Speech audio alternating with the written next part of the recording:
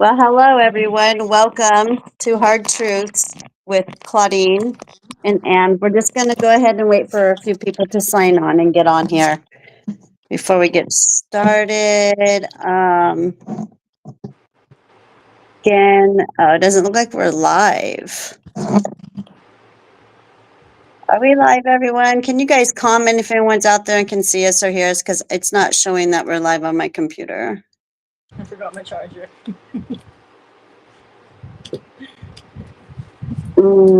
Never miss a comment. Okay, I made a comment. So let me go ahead and go to Facebook and see if I can find it. We should be.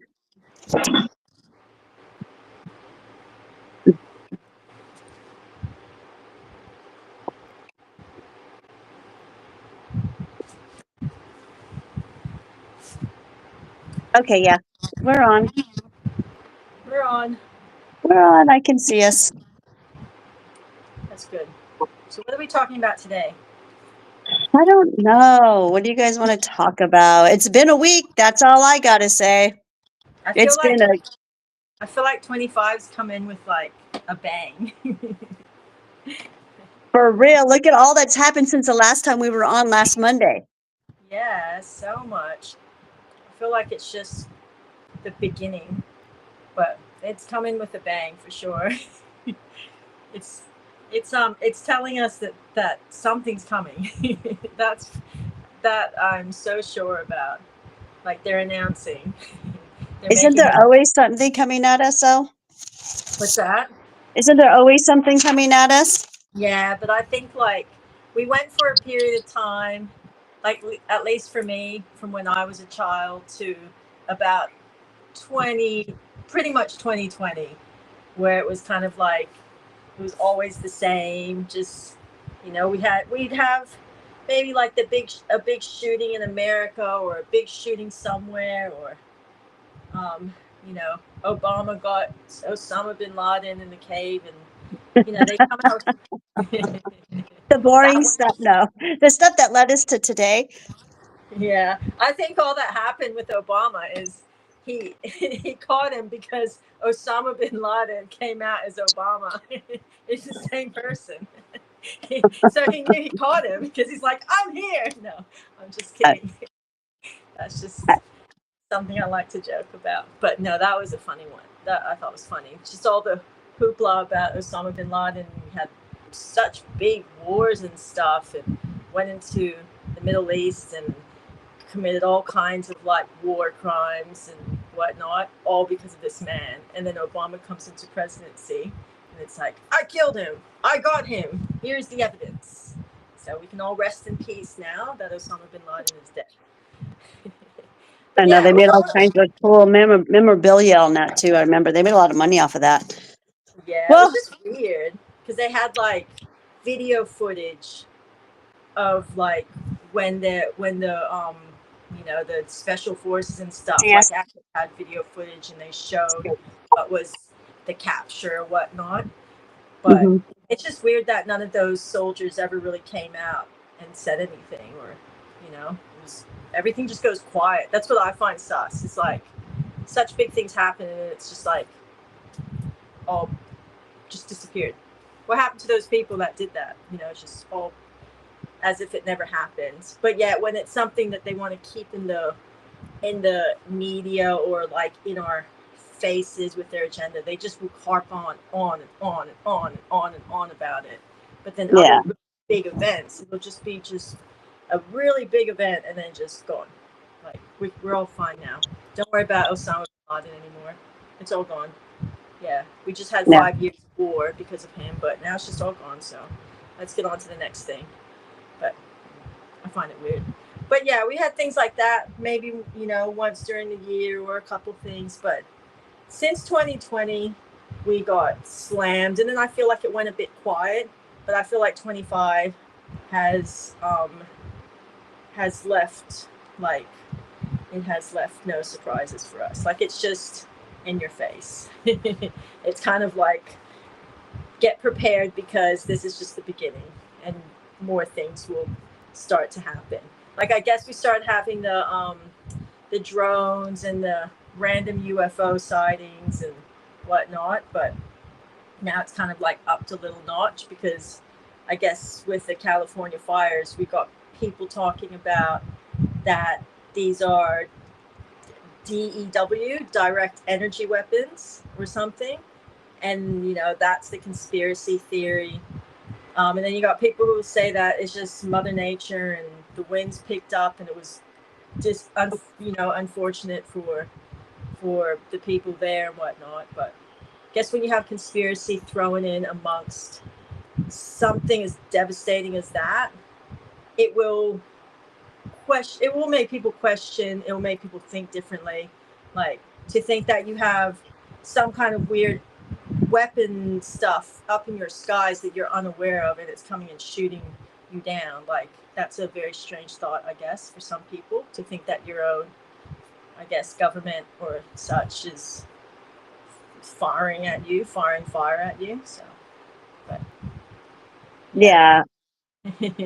Well, we've been on now for about 7 minutes. So, and Anne's just kind of running, just going down some of her thoughts that she's been having the past week, because the past week has been a lot. Since the last time we sat here and chatted with you guys, a lot has happened.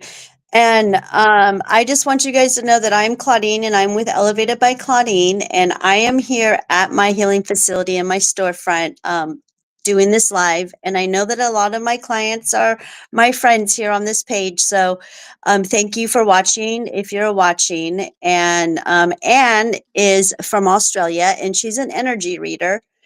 And she does really good work and she just really likes to read energies and she's very intuitive. Um, and again, I am Claudine, and I help people get off of pharmaceuticals and street drugs and alcohol onto plant-based medicine. I'm a dosing specialist, and I create all my own medicine. So that is what I do, and I do have a facility in Glendale, Arizona. Um, so if you want to know more and you don't know who I am and you're new to me, go ahead and go to my website, elevatedbyclaudine.com, and everything that I do and my products and my events, including this live, are on there with all the information. I also have Anne on there as an energy reader. So yes, you can go ahead and get readings from her if you guys would like. And that is also on my website, and that is elevatedbyclaudine.com. I'll go ahead and let Anne explain a little bit about herself because she's a super interesting person, you guys, and she is coming from an Australian perspective, looking into the American. So she's an outsider looking in, and she hears a lot of chatter from the other end of the world. So it's a lot of fun to hear her perspective. So go ahead, Anne. I'm Anne. I'm Anne. I guess I'm just a psychic. I'm a very, I'm a different type of psychic. I get a lot of dreams, that make me see like inner parts of people, different perspectives. I guess probably from the angels or from your angels that I'm getting the messages from. And then I just like to watch. I don't really like to watch world events. I don't follow the news or anything like that. But I talk to people and I hear things, and of course, like things that are very in your face type of things like COVID. You can't really, ignore that kind of stuff. And I like to look at everything that are, I guess I call it our simulation or our matrix. Everything that they create for us to see in the media or that's going to affect us, the whole world, whatnot. I like to look at it from a bit of a different perspective. And I guess I, in a way, question. I never just take things, that they're telling me that this is how it is. I like to see it from different perspectives. I like to hear different perspectives. And then I like to make my own kind of decision on what I think of that matter. Or, I tend to listen to what I'm feeling and hearing about the matter. I don't so much go by my thought, but more like, how do I feel about this issue? So, yes, and I'm the same with people. I like to feel. I'm just a feeler, so. She reads the energy. And Yeah. again, this is a live called Hard Truths. And The reason why we decided to name it that, because we did have another name before, and we decided to call it Hard Truths, is because that's what we come with, is some hard truths. And we understand that sometimes when people come and they say truthful things, that it can be very, very hurtful to other people. But at the same time, if you're feeling hurtful by something that someone said, then you might want to question it, because if it rattles your truth, then there's something there that possibly could be for you that you need to look at. We shouldn't all be just on the same, do the same every day, every day. We're not, that's not what it's about. We're supposed to change. Change means you're growing. So, For um, sure.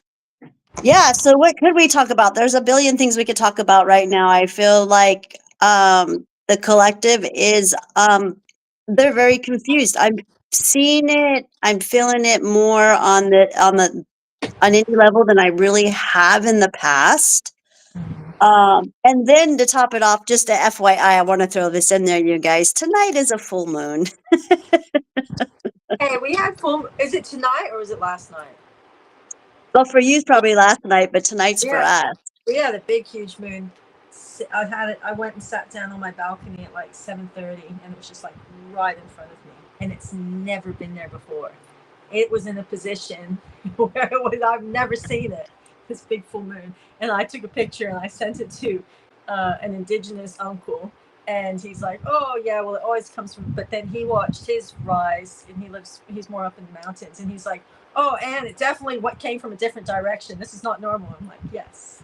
Yeah, that's so, there's nothing normal about that thing, but Oh, it was so weird where it was placed in the sky. Like, I know it rises, it comes up that way, like I'm on the ocean, so it's coming up and it sets where the mountains are and whatnot. So I know like direction, and it was in the right direction. But I live in an apartment, so it's like a square. So everywhere something's like even the sun, where it's placed in my windows at the moment, it's never been there. And I've lived here for maybe 8, 9 years. And it's just slowly, I can see it's just, you can see it because of the way the apartment stays still, but where things rise and set is like different positioned on the windows now. And it's turning like this more. It's really oh, strange. I Is that totally agree with you. I've been saying this forever about the moon. It's been acting very suspicious for a while now. So, I maybe used it's to the be, pole shift or something that's making things sit differently in our sky? I don't know, but it's very strange. yeah. The celestials are even in different airs and the areas of the sky than they normally are this time of year right now. I notice Orion is like more on the west side when it's usually more on the south side of the skies here during the winter time. Well, during this time of year when it's so cold. But anyways, yeah, it's something wonky going on out there for sure. Definitely. Well, they always say look up. I don't think we look up enough. Like we're always like looking this way or down, like, but we're never looking up. And like maybe we should look up and see where things are placed in our sky and be like, oh crap, that's not meant to I, be there. I know, and they just give such corny answers. I,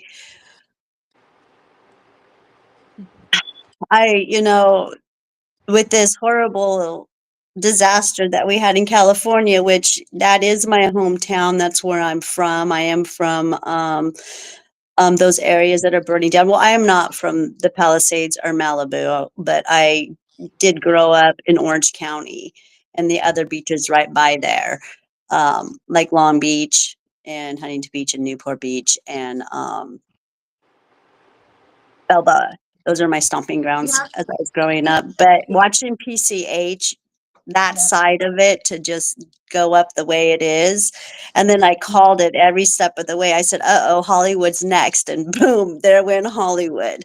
So Spirit definitely did tap me on the shoulder hardcore that day. I was actually talking to a client when I got the feeling like, "Oh, check your phone, Claudine. There's something going on," and I did, and the Palisades were already burning up pretty good. And she's in Long Beach; she's not that far from there, and she Mhm. had no clue at all. And then she's like, "Hold on, I'm going outside. She went to go take her trash," and then she messages me back like 15 minutes later. She's like, "Oh my gosh." She couldn't believe it. And ever since then, it's been kind of like downhill for her. The smoke, she can't, yeah, she's having problems breathing and stuff. Have the fires Mhm. gone better now, or what's happening? Like, I don't really. I don't know. I don't know where they are. They weren't contained. Last I heard a news report. Okay, I overheard a news reporter talking. It's hard to get away from it because everyone's got their TV and their radio on it and stuff. Especially if you're really 3D, you won't leave the TV. They won't leave. Um, I heard a news reporter saying that they couldn't use the ocean water because I kept saying, I'm like, okay, so the ocean is right there. It is right there. Use the ocean water.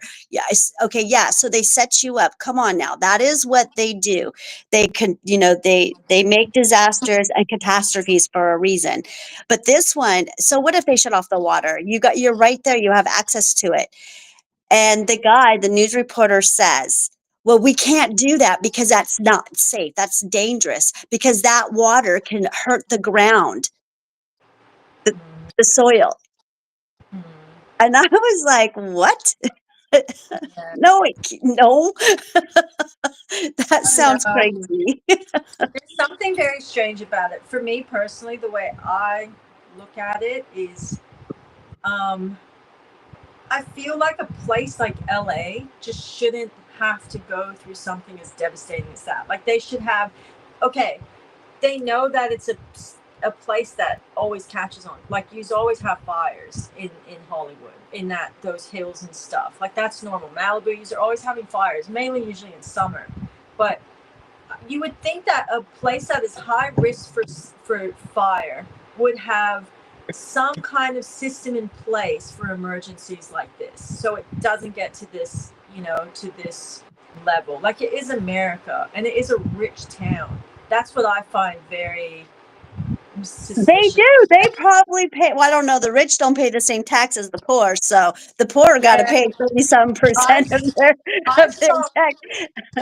I saw Mel Gibson on Joe Rogan. I just saw a really, oh no, sorry, getting interviewed by an American reporter about the fires. There was another interview he did with Joe Rogan where he talked about cancer and whatnot, and the medical susness behind all that. But this one, he was talking about the fires, and they were asking him about the LA fires, and he said a funny little fact, and he said something about they drained the reservoirs like months ago in for LA. Like, why would they do that? Why would they drain and take out all the water that you need to fight these fires with when it's a high risk fire zone? Like, that's the part I don't get. So that's a bit sus when water, much needed water, is being drained in a town like LA. That's, They I were guess. redoing them. They were fixing them. They were fixing the drains, the Mm, reservoirs. That's what they said. They were fixing the reservoirs. So, um, I don't I know. It should have mean, been a lot more well planned for. I know, but everything that happens like this that they do, the catastrophes and the disasters that they put on us, something good's going to come out of this. Something really good's going to come out of this, and it's just one more. It's more things for people to question, you know what I mean? And I found it very awesome. This is so awesome. And I always say this, how I believe in the humans. I fully do. I have all faith in humanity. What I'm hearing who's coming to their aid is the neighbors. It's the neighborhood that are donating things and that are putting people up and all that stuff. So you're seeing it. They put up a bunch of tables. I saw it. This was being, oh gosh, where did I see this? It was somewhere on TV. Maybe it was YouTube. But yeah, they just had tables and tables of clothes and blankets and food and all kinds of things for people. Yeah. That's awesome. Yeah, that's always.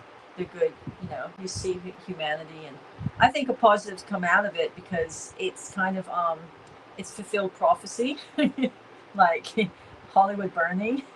you know, I think Oh, what and that's it's what's so cool too. Now, yeah, everyone can see, like you said, the head vampire's den got burnt down. Like this is a message just sent yeah, across, across the world. for sure. Like this says something to a lot of people, and it is part of prophecy being fulfilled once again. For people to see whether they want to or not is up to them, but that's always a positive. When people like I guess us and whatnot that want to see these things be fulfilled, and then we get to see it. That to me, that's a positive. That's like yes, okay, well, we're on the right track here with the way we're feeling and thinking and are about things, and Yeah. then it's an opportunity for other people to see, because I guess when big things like this happen, it's like the only thing that gets people's attention is when it's bad stuff. But sometimes it takes that stuff to like have to wake you up and see things from a different point of view, and question stuff or see your life different, whatever. But to me, that's a positive. Is just what that what that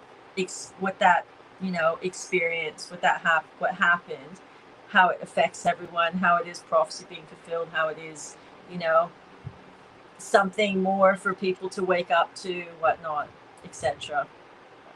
And as you know personally from being in your own fire, that, like you said, this gives, when it's in your own backyard or at your front door, it's different, isn't it? Oh yeah, I've been in a fire.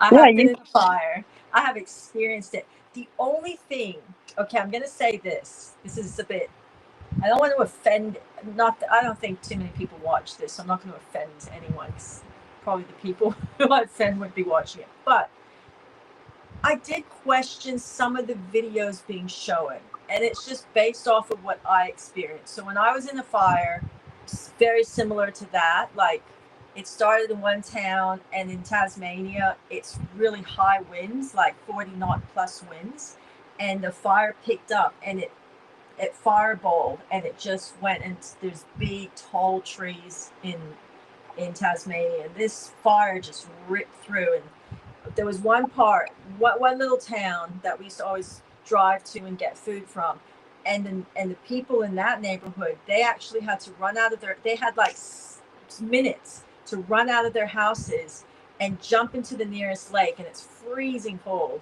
and they even had like a little 2-month-old apparently, and they all had to jump into this lake and stick their heads underwater to about there, while this fire ripped past them and then burnt up all their houses. So like it was a thousands of houses. My daughter's house got burnt down. Thousands of people lost their houses. Thousands of houses were burnt down. Yet we had to drive through all these different farms and stuff to get to the main city so we could fly out. And driving through it was the most, like, it's just an experience I'll never forget. Like seeing farms and just burnt to the ground, and then you'd see like a little pack of geese walking out with just all ash all over them. Oh, that's It, heartbreaking. The poor animals. I know. I feel so bad for the animals. it, it's hard when you see all that kind of stuff. But I just remember when the fire was coming toward us, this heat that I felt, like it really takes your breath away, because like I knew we weren't going to get burnt. Like we were safe because we could run down to the ocean and get on boats and go out to into the ocean to get away from the heat and the fire. But it was coming toward our houses, and we were up, they were up on a hill, so we were kind of down. I just remember I was sitting there, and you could tell the fire was getting closer and closer, and it was so hot, yet we weren't, it didn't burn down our houses. It was over the hill, and the winds changed just in time so that this one area that we lived in was just completely untouched. And I just remember this heat, and some of the videos that I was watching on the internet, people are like in their houses taking video of like flames apparently that are coming up, that they can see from their house, but like right next to them. And all I thought was, how can you be anywhere close to that to take that video? Like it's so freaking hard. Like that, like it had some of the videos, I'm like, I feel like they're a bit staged. I feel like Yeah. not all the videos were real videos because you can't What be about that close drones? What to a about fire drones? like that. Hey, What if they had a drone?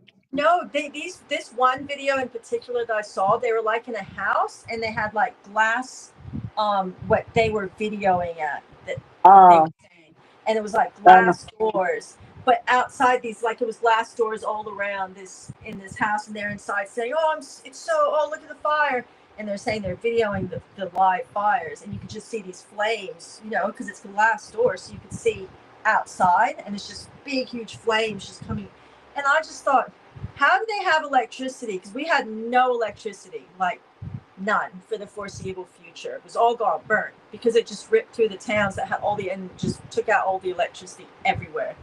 Um, so you have no electricity to like. I guess you can still do your phone, but I don't know. I guess it's a video you can do there. But the heat, like, how are they in their houses with that being able to video flames? The heat oh would. yeah. I don't know. It was It's so weird. AI. Well, there's AI out there. Yeah, I think some of that stuff was AI. Yeah. Oh, yeah. You have to be really careful where where you're getting your information from on this stuff. I think so. I was just listening to the residents, the ones that aren't famous, and I heard a couple of them say a few things. Gosh, I don't know what I was on to honestly, to tell you the truth. It may have been YouTube somewhere because that's mostly where I'm on. Um, but no, when I went by yeah, but that news was just a regular CNN newscaster who has said that they can't use the ocean water because it's too dangerous for the Maybe ground. you have to ask firefighter people how all that Oh, I works. know. That's who needs to talk is these firefighters. Once the Mm. firefighters start talking because they know fire. Fire is Yeah, nothing to play with, honestly. I mean, but fire, it's so quiet. No one's speaking. yeah, it probably knows us. I mean, it's pretty intelligent. So, Mm. anyways, Um, yeah. Nova So Nova says happy Monday, ladies. I know I put that on a while ago. Hi, Nova. How are you? How are you feeling? How's it going? And then we have Justin chimed in here. Justin just got done meditating. Hi, Justin. Look at that. Okay. Yeah, we got Justin and Nova live right now. They're like they're chilling with us right now. Very nice. I like it. People need to ask questions. They can ask questions that are like psychic stuff too. I'm really, really good at like on the spot psychic stuff. I don't know. I'm just really gifted. But like, feel free. Right? For free. Yeah. I Well, get, I was I get, I get a lot of friends. I get everyone that comes into my life always wants to stick around because I just have really good psychic advice for them. I yeah, get you I do. do. I get a You lot of do. dreams. I can't help it. Like I don't sit there and meditate and try and get information. I go to sleep, and if your team or whatever is around you that wants you to get a message, they'll come to me and they'll give me the message, and it will be very clear to you what I'm telling you. And so, but if you want just on the spot psychic advice, I'm happy to do that too. Both She can physically and she can spiritually. tap in, and she taps in. She doesn't have to use cards or a crystal ball or No, none of that. It's just real time Mm-mm. psychic Mhm. advice. Usually it's very Exactly. physical advice. Yeah. But Mm-hmm. yeah, it's been really busy. I am seeing gosh, I don't know how many people I saw today, you guys. Holy moly. But I do have a funny story though. I had this one client come in here and of course we're talking mushrooms and growing and da da da da. And he doesn't like he didn't even want to give me his phone number so I can text him a receipt. And he doesn't like, he called it his footprint. He don't like his footprint anywhere. So he was really, yeah, he was fun to chat with. And so him and I were chatting for probably about a half an hour. I got him some growing stuff and he's on his way. And then about maybe an hour later, another dude walks in, okay? And he looks like that guy. And What? Yeah, I was tripped, but a younger version of him, and it That's looked just so like weird. him. That's a Huh? simulation. That's a simulation plotting. That is a No, sim. it was his. No, it was really his brother. Oh, that it's a simulation. Yeah. Oh, it's a simulation. Okay, well, it was his younger brother who comes in, and then, anyways, we have a chat, and then it was fun. It was a lot of fun. So The did you first know straight away they were brothers, or did you have to figure that out? Now, when you walked in, I said to myself, God, you look just like the firefighter guy that was just here, a retired firefighter. And it's kind of ironic because he was talking about like how fires can easily get out of control if you do this with the oxygen, or if this comes back this way, if it comes in this way, or if the area is designed like this. Like he's going on and on about like all these different fire experiences that he had. He was Mm, really interesting. He was like here for a half an hour, and mm, then and we weren't talking anything about the California fires or nothing. We were just talking about other stuff with the mushrooms and oxygen and stuff like that. So anyways, and then yeah, so no, I didn't know. And about I probably say less than an hour later, a guy comes in looking just like him, but it was a younger version. And I was like, gosh, you look like the guy who was just here a little while ago. And then he was just like, yeah, that was my brother. See, it's a simulation. That's why they came in. It There's like another, yeah, spins you out. or it's that. That's funny. I thought that so would too. that would spin me out if that happened. I'd be like, huh? I What's know. happening? I know. It's so Did I funny. dream this and like it's happening in a younger time? Yeah. Yep. He had a whole different career. So That would be spinning. We actually had really bad fires in Australia. About they call them to this day the Black Saturday, I think it's called. But I think my daughter was what 3 at the time, so 16, 15, 16 years ago, and they were terrible fires. It was in Victoria, and they killed so many people. And the lady who was in charge, the fire department, like the big top lady, she was away Captain. on holiday. Yeah, like the top, the one who gives the orders for like these big events and for that state and whatnot. She was off on holidays, and she decided to turn off her phone because she didn't want to deal with it.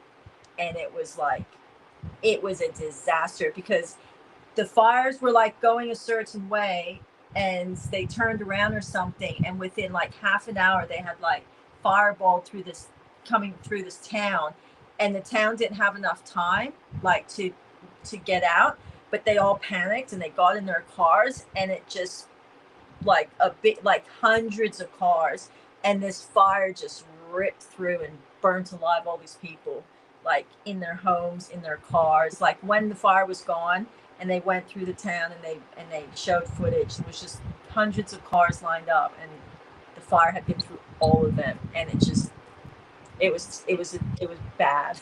It was really Not bad. fun. Not So well. I that have was a question. yeah. When your town burnt down, when a few years ago, Yeah. or several years ago, I should say, did they rebuild? What happened to it? What is I it? think What's so. it I doing left today? Tasmania. We had only been there for 9 months. My kids were really young. Like my son was still, I think he was about three and a half. Like I was still carrying him when these fires happened. And we're not from Tasmania, so I just kind of went. You know what? We gotta get back to the mainland because Tasmania is just off of Australia, and it's a very like kind of far. It's like secluded. Like it's very away from Australia. I wouldn't say away, but it's just its own little country pretty much. And then you got the mainland of Australia, and there's just not a lot that happens in Tasmania. And it's really cold, and it's just, yeah, there's not big business or anything. It's just kind of, because it's a small town, so it kind of just takes care of Okay. itself. It's a good place to go in Armageddon, I think. It would be a really great place to go because I think you will always stay independent. They can grow all their own fruits and veggies. Like Oh, even are they one of the countries that don't comply to any of the deep state shit? no, yes, very Okay. similar like that. Like and they're and There's they a few of them. Yeah, indigenous. there's a few small countries that do that, guys. That's real.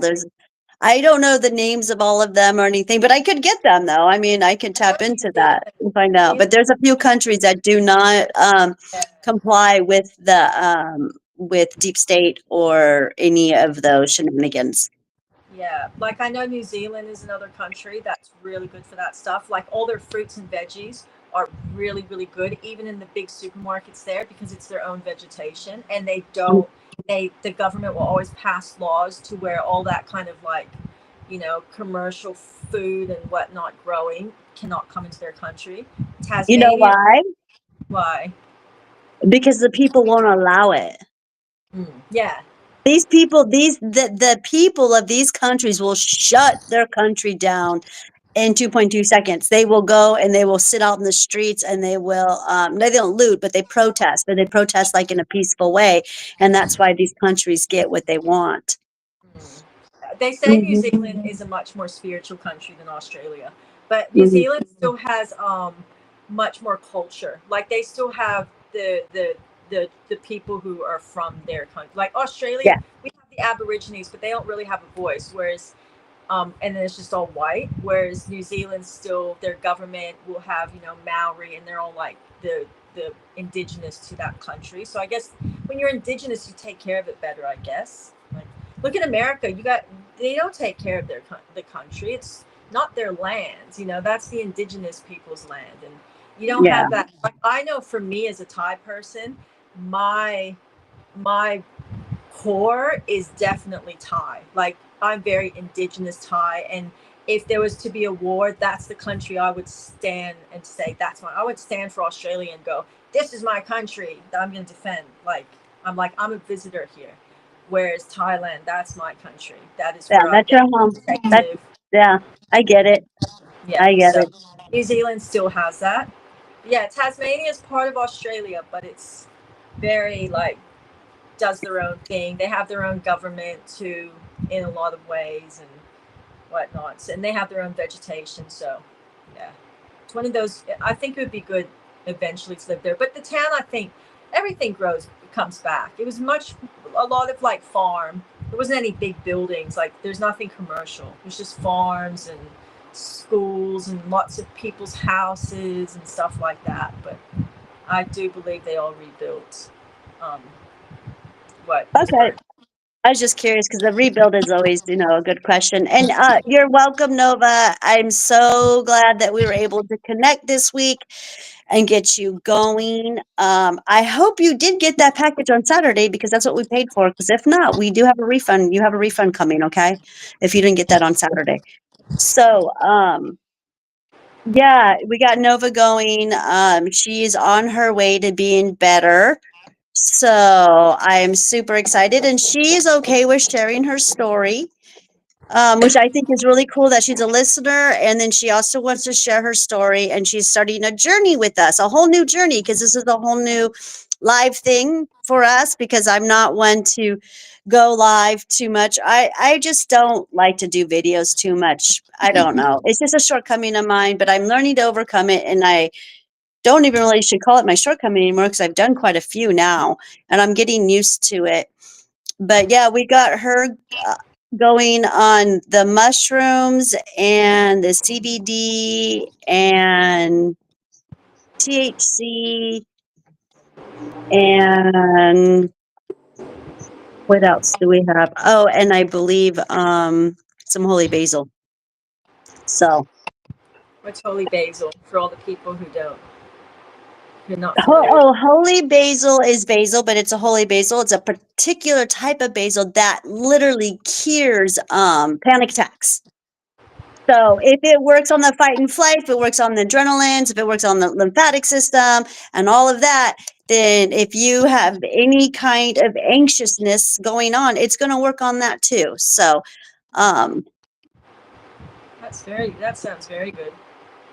I think there's lots of high anxiety around at the moment for so other she people. says, I didn't, but that's okay. No, that's not okay. Nova, you're going to get a, send me proof that it didn't. Okay. I'll look at that. You got a refund coming. That's from the post office, not me. That was guaranteed for you to get on Saturday. Okay. Oh, black seed oil. And then we got her on the black seed oil with the CBD. Yeah, that's what it was. And black seed oil. I didn't send you the holy basil, Nova. Gosh, I'm so sorry. I sent out only like 40 packages last week. How Oh can I my not God, that's remember? awesome. So the black seed oil, I know, okay, the black seed oil with the CBD. So, and black seed oil also works with that type of conditions too, your fight and flight, your anxiety. I think I froze. Someone froze. Can you guys hear me? Are we good? Okay, sorry, we lost connection there for a minute. Do people know what fight and flight is? But like, do people understand these terminologies that you use that we're using? Like sometimes. Usually, or yeah, fight and flight. When I'm referring to that, you guys, good question. And yeah, I kind of just assume everyone knows our fight and flight. I was trying to explain it to my boyfriend the other day. Fight or flight responses. It's your responses to the lies that you tell yourself. No, just kidding. No, but really, that's kind of like what anxiety is. It's just lies that you tell yourself. But your fight and flight is like this: when something happens that's tragic, which can cause you to have like a little bit of PTSD, trauma will do that. And like, okay, so my fight and When you flight. get Whenever triggered. I used to see blood, I would faint. I Mm. would faint and then if somebody else, or if I saw a bone sticking out, or if I saw someone really, really injured or hyperventilating, my fight and flight, because I wouldn't know to help that person what to do, and I would just faint. Yeah, it was really bad. My fight and flight was so messed up. You just have flight. There's no fight. It's just flight. Even if it's passing out, it's flight because you're getting out of the. Yeah, fight and flight. Yeah, yeah. You fight, you flight, you fly out of it. But um, Flight is when you like when something bad happens and your response is to exit that situation that's happening. You want to exit, and it's flight. Fight response is when that thing happens that triggers you, and your response to that exact same thing is to fight. Is to fight whoever, whatever is there. to face it, yeah, you You face it fight. and you deal with it because everything's going to be okay. And there's people who can do that naturally. I know all kinds of people. But some people have negative fight responses, and some people have negative flight responses too. Yeah. Just because you stand and fight isn't always a good thing, I would say. Look at Um, ambulance, firemen, policemen. These are people who naturally, you know, they're not going to fly. They're not going to exit out of a situation no, when they need to put their, they have to respond to something that's very crucial. But at the same time, that doesn't mean it doesn't traumatize them. no, Yeah. exactly. Obviously, something traumatized me that kept me from being able to be in my fight mode when things would go down. And that was because my grandfather died in my lap.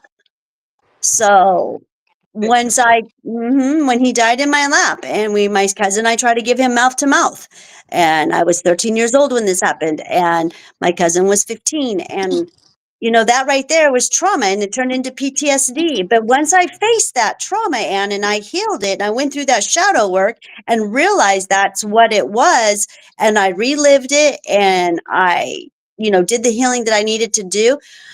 I don't fly out anymore now. I actually can stay grounded, and I know what to do when something happens with somebody when they fall to the ground or whatever happens. You know what I mean? Mhm. That's good. Mhm. I had very Yeah. bad fight reactions to relationships when as I got older. I think because when I grew, like growing up in the cult, I didn't like it, and I always wanted to leave because I didn't like the situation. So I was always flight, get out of here, get out of here. So that was my first big one when I left, and then after that, whenever I didn't like any relationship or something wasn't going right, and it just became apparent to me that nothing was working, my response was to exit the building, and I just continued that until I understood the flight and fight response. And then I was like, oh, okay. And flight, it wasn't always good. It wasn't good at all what I was doing. Like I was hurting people in that process of flight, because it was like, well, I need to protect myself, so I need to get out of here. But then I'd leave things very open ended and unsaid for people. So it wasn't always, that's not always the right thing to do by other people too, or yourself. So Once I understood that flight and fight response, I'm much more aware of it now. So like if I'm starting to have problems in a relationship with someone, if it's a close, very important relationship, I'll recognize, okay, there's my flight response starting to kick in, and I have to learn to talk. I'm not a good. I don't like talking deep emotional relationship stuff, but I'm learning. Okay, you just gotta, there's gotta be communication. I can't just exit every time I don't like something. Right. So Yeah. that was Yeah. that was my very bad flight response to Yes. things. And everyone, like certain things triggers people fight and flight. It could just be, if they, especially if they have anxiety and depression and panic attacks and that kind of stuff that, people do suffer from not dealing with their traumas. And yes, you're right. It is, holy basil's really good for cholesterol. It's good for so many things. Um, it's good for regulating sleep. It's an anti-aging. I think it's an and it's not it's an antifungal, I believe. So it has a lot of benefits. I just love holy basil. I take it at least 2 or 3 times a week. I don't take it every day because I don't need it every day. But I eat it. I eat it a lot. It's just a basil, but it's hard to grow. So, but it's I never kind of heard of it. easy. Yeah, it's here. It's easy here in Arizona because it's an herb. So once I start growing it, oh, I have so much of it.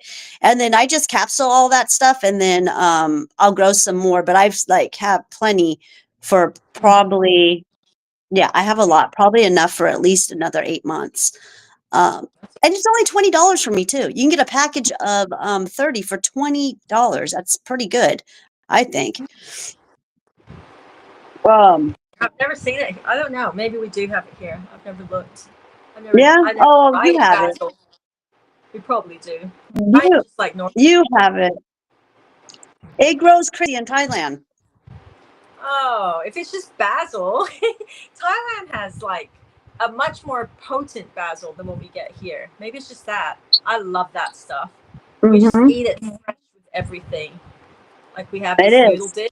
You just like they serve it like just in bunches and in a little basket, and you just eat it fresh with your noodles. Yeah. That's how we eat over there. I love it. Yep. I've only found one Thai restaurant in Arizona.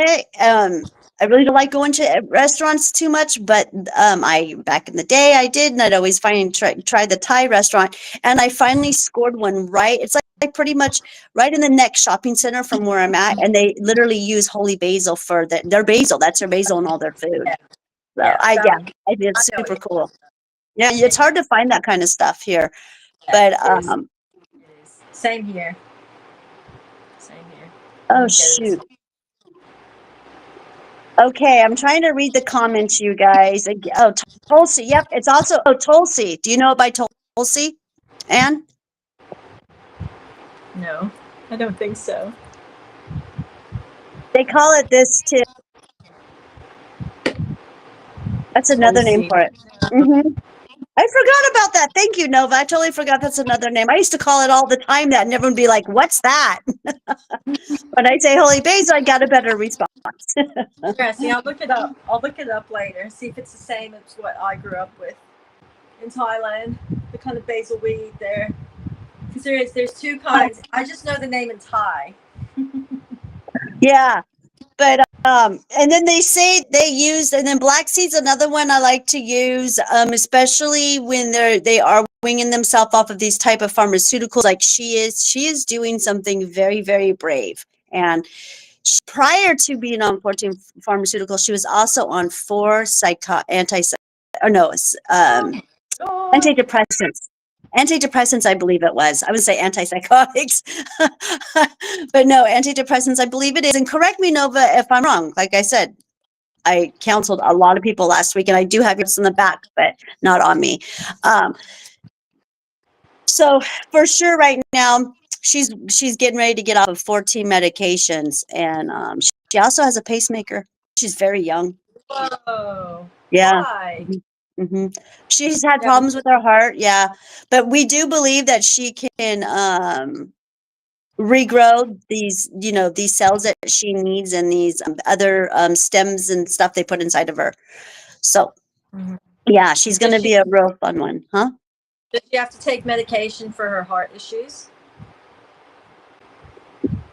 I don't think so. No, she just what everything they have her on is like because of one issue from another. Because you know what I mean. You get one side effect, you get another side effect. But yeah, she's got to be heart healthy for sure. She's got to go, do heart healthy diet, all the heart healthy mushrooms and supplements that that she can put inside of her. Again, she's just going to have to get real serious with letting the food be her medicine. Yeah, 100 And for mhm. sure. Yep, and then using the mushrooms will help her a lot, and so will the other, plant medicines as she weans herself off of these and onto a mushroom that will help her actually heal these elements that she actually suffer from. Um, I'm one to believe that a person can fully heal themselves, so that's why your cells rejuvenate the right medicines, plant medicines, Mhm. and the right mind frame. They have to know they're going to heal themselves. Like they have to believe that 1000%. For sure, for Yeah. sure. You Hmm. have to tell your body to heal. If you And give up, it'll take over. yeah, and then down the road, once we get her detox and we get her going, and because her regimen, for the first year is just really, it's a lot. It's a lot. But once we get her pretty stable medicine and what she's doing, then I will introduce the Shimvambu to her. What's that? The The what? urine therapy. Urine therapy. Mm-hmm. I haven't tried Mm-hmm. that. I cannot try. I cannot bring myself to drink my own urine. Well, if you were sick like that, you would. True, maybe. I see a lot of people Yeah. like talking about it. I don't know. But It's pretty sick. it's more that it's not just drinking, it's not just looping it. It's also bathing in it, putting it in your belly button, putting it in your ears, putting it in your eyes. It's much more dosing it and the delivery systems. It's different. It's you know what I mean? It's like I said, it's not all about looping it, but when you loop it, you learn about it better. You know what I mean? Hmm. And that's a down the road, Nova. We'll get on that down the road here. I will start because, like I said, everybody after the first year, I'll become a practicing practitioner of that, and I do plan on to start coming out from underneath, I guess, the rock and speaking more about it and helping people with it. And Oh the well, there'd best be thing a lot of about people it, out there that want to try. There'd be a lot of people out there who'd want to try. Like there would yeah, have to be. yeah. Oh, there is. The best thing about it is it's free. Your body makes it. So, it's a Great way free. to look at it. Hmm? I It's a always great way say, to look at it. okay. I always say that you are your own best medicine. So, Yeah, and it's free. and it's free. That should But it sell makes sense. everybody, huh? It makes sense. Like you're putting back the nutrients that your body's flushing out. Like it does make sense in that regard. But it's just the idea of drinking your pee. I remember one time I woke up and I had like peed myself. That was super random. Like I have never ever ever peed myself for as long as I can remember. And I was like a full grown adult. It was like maybe 2 or 3 years ago. And I woke up and I had fully like I felt it while I was sleeping, but the sensation, and I'm like, and I woke up and it's like I proper had peed myself. And I remember I told you, and you're like, oh, that's the body trying to heal itself. I'm like, I like that one. I'm gonna tell myself that one too. I never did it again, but it's so random. It's like a big pee too. It's just so much pee. Oh my gosh, isn't that crazy? Like, oh, that's funny. And it should never waste. So she did put down what some of the pharmaceuticals that she was on right there, and I like how she said that blood thinners are heart medicine. So, Yeah, okay. And beta block. Oh god, that's so many things. yep. And then she puts it right there. She says right there that heart meds are just blood thinners, and yeah, and she knows because she's the one who's actually going through it. And this is look at the stuff she's come off of.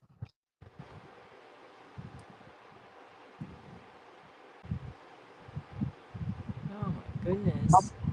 Do I you get like know. do you get like what do they call it? The like the when you shiver? Like cold, do you The feel chills. cold turkey coming off them? Yeah. Do you ever get that? I used to get that a bit when I came off oxys. I hated it. And I then hated and then coming she off. says, and then here we go. To check this one out. Oh my goodness. Hold on. Yeah, I'm trying to read it. Yeah, I got My caption son's on here. Let reading me this something an anxiety see. medication. And then, hold on. And then she said, and then here we go. To check this one out. Hold on, guys. Hold on. Yeah, I'm trying to. Okay. Okay. And then she came out. Yeah, and then they had her on some. She had to have her on Suboxone for anxiety, and that's just that in itself is just Suboxone is a whole nother monster in itself. That's all I got to say. I just yeah, it's another demon that has to come out, and she'll do it because people are told. Most Americans are told, and that once they get on these pharmaceuticals, they're never going to be able to get off of them. That there's no way they can ever get off of them. That this is just the way of life for them for now. Hmm. And That's not very. that's no, it's not good at all. They just kind of label them. So could you imagine I how was you would feel if you had that many pharmaceuticals pumping through your body every day? I had a lot. I had after the fires. I started having really bad back pain, and I started going to the doctor, and finally they took like referred me to the hospital, and they started doing like MRIs and stuff. Because I had two ruptured discs like down there in my lower back, and they wanted to operate, but they're like, "Oh, it's too touchy to operate. You're too young." But they put me on a lot of medicine. I was on oxys. I was on. I was on Lyrica. Lyrica is the worst medicine I have ever touched in my life. If it was bad. Claudine, some doctor gave it to me like a candy. Oh, try this out because I had like nerve pain, like my sciatic from the ruptured disc and impinging on the nerves and whatnot. And he's like, "Oh, try this." I went home, tried it, and I thought it was good. Like at the time, I thought it was good, and they just kept upping my dose. And at one point, I was on like night. I had one doctor to prescribe me like 90 milligrams 3 times a day, and it wasn't until a pharmacist saw the prescription and went, that doesn't sound right. Like that's too much you're getting prescribed. And I had been taking it for maybe 2 weeks, and I woke up one morning and I went to get the milk from like I got up out of bed and my knee, like right behind my right knee, it just throbbed like I couldn't barely walk and I definitely couldn't bend. And I went to the kitchen to get out, like to make a coffee, and I was just feeling really crap. And I went to get the milk, and I couldn't even pick up like a 2 liter bottle of milk. Like my hands, I thought I had arthritis. I'm thinking, oh, the impinging nerves, and it's just shutting down my body, and blah blah blah blah. And I went to the doctor, and the doctors are like, no, no, no, no, like that's not the nerves, that's something else. So then I kind of went, oh, maybe it's the medication, and I started taking like a little bit less. But Lyrica was very addicting, but not in a mental way, but in a physical, my body way. But it was the Lyrica, and it had gone in, and it had just swollen up all my joints in my fingers and my knees. Like I went from like a 35-year-old woman with a bit of back pain to a 75-year-old woman with full on arthritis. Like it was so painful. Hang on. They're like, "Oh, it's not just operate. You're I too did it young." again. Sorry. But no, it was just the medication that had done that to me. Like it was so bad. I'll never touch Lyrica again. Yeah, Yeah. no, those are harsh. Yeah, the pharmaceuticals are harsh. And then how long did it take you to get off of that? Just that one? How did you even get off of it? I with that I went down in with how much I was taking, and it helped the pain get a little bit better, so I wasn't as swollen. But I kept taking. I took it for a solid 6 months, and I got really fat, and I didn't like how fat I got. So I started looking into like Take it, and it helped the pain get a little bit better. So it was as sorry.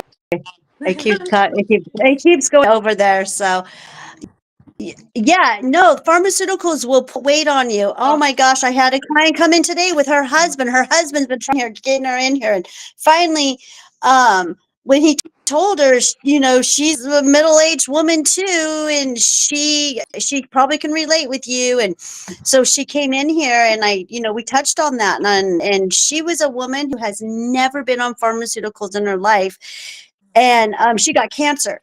But she had three babies, and that didn't even put weight on her. And then when they put her on these medications because of her cancer, she's now she's only like 30 pounds overweight. So, but she's shorter than me. So, she keeps putting 30 pounds on, 30 pounds on, 30 pounds on. Before you know it, she'll be obese. yeah.